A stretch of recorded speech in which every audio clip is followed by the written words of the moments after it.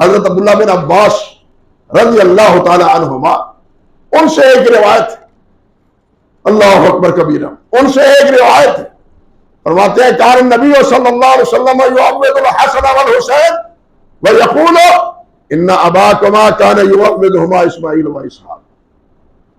نبی علیہ الصلوۃ والسلام اپنے نواسوں کو، اپنے بیٹوں کو، حضرت حسن کو، حضرت حسین کو ایک دم کرتے تھے۔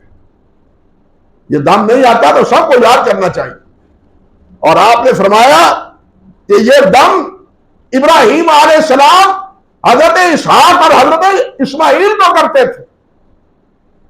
جو دم ابراہیم کرتے تھے وہی دم میں کرتا ہوں۔ وہ دم کیا ہے؟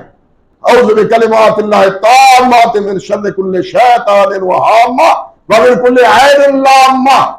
نظر لگ جاتی ہے بچوں کو، عموماً شکایت ہے، یہی دم کرے مسلسل، اللہ ذو الجلال شفا دے گا۔ اور معوذتین آخری 3 صورتیں ہیں، ان کو اس کا بھی دم کرے۔